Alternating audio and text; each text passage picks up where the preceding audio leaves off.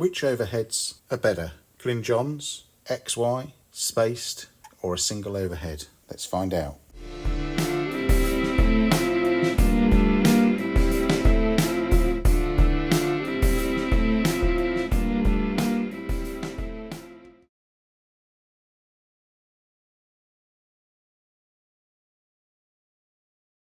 Hi, on this video I'm going to look at overhead position and I'm going to do an analysis of XY versus spaced pair versus one single overhead versus the sort of Glyn Johns style overhead with one over the top and one sort of on the sort of rear behind, and see what sort of difference it gives to the sound. I'm going to keep all the other drum mics exactly the same. Try and record it in a similar way so that you can do a good comparison between the different sound it gives you. Not going to be absolutely scientific because I'm going to have to do different takes because I haven't got enough microphones that are all exactly the same to do a one take comparison, but we'll keep everything in the room exactly the same in between takes so that hopefully it's as near as we can get it. To give you an idea of how the different overhead positions affect the sort of drum sound. So I don't know if it's going to be interesting or not, or whether there's going to be a huge difference, but I think it'll be quite good to see if there's a slightly different sound with that. So I'll get into it.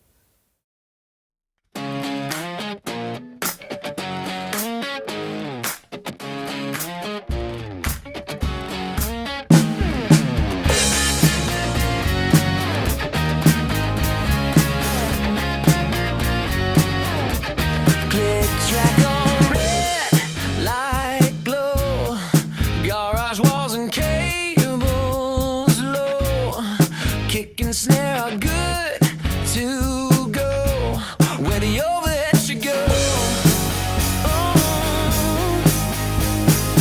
Move the stands a little wide, space pair hanging side to side, cymbals shining, face feels strange, flip the switch, now hear the change. Single mic above the kit, simple, clean, come into it. Less is more, or so they say, till the time just drift away. Are we wild?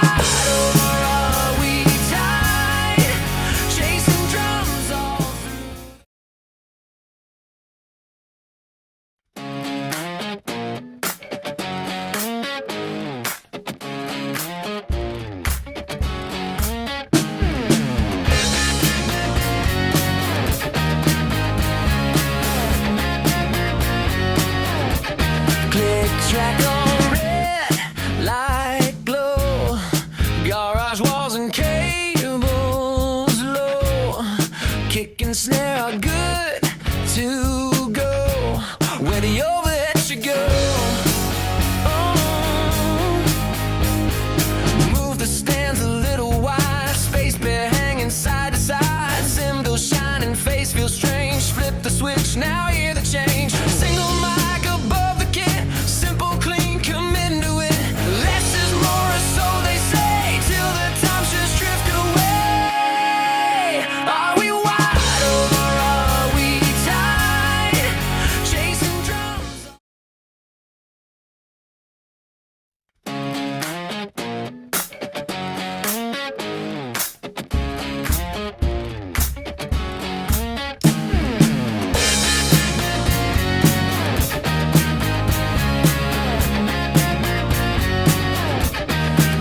Track on red, light glow, garage walls and cables low, kick and snare are good to go where the overhead should go. Move the stands a little wide, space pair hanging side to side, cymbals shining, face feels strange, flip the switch, now hear the change. Single mic above the kit, simple, clean, come into it. Less is more, or so they say, till the times just drift away. Are we wild or are we tight? Chasing drums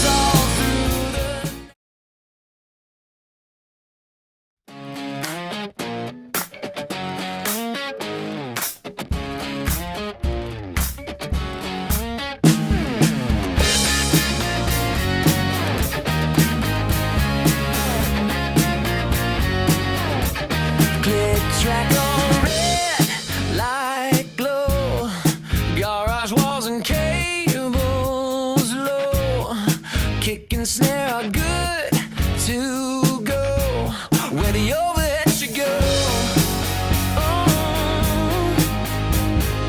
Move the stands a little wide, space bear hanging side to side, cymbals shining, face feels strange, flip the switch, now hear the change. Single mic above the kit, simple, clean, come into it. Less is more, or so they say, till the times just drift away. Are we wide or are we tight? Chasing drums all through the...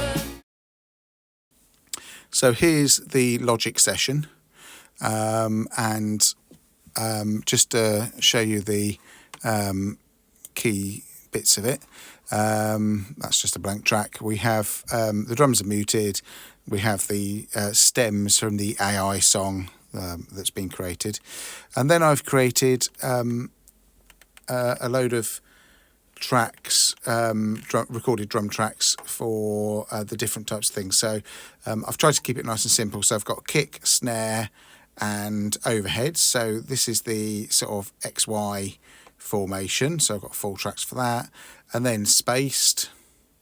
And then if I scroll down, sorry, the scroll wheel on my mouse is not working.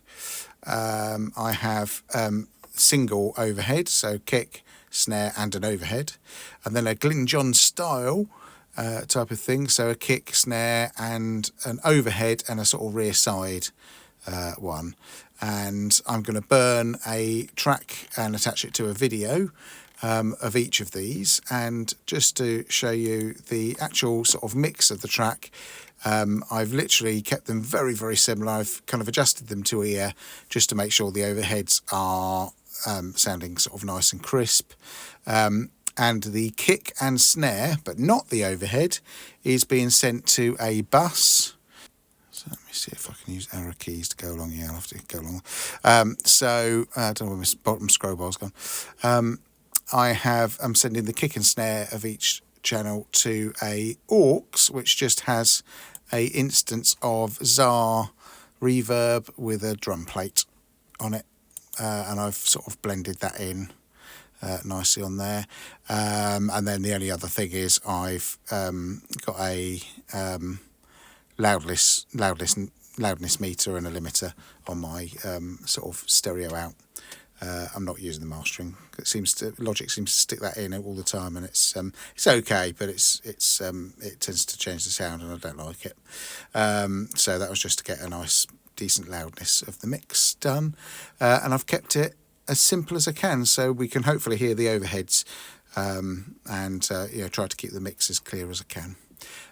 So hopefully that makes the sort of mix clear. As I say, it's not truly scientific, but hopefully it's going to create a rough idea of how the different position overheads affect the sort of sound of the drum recording.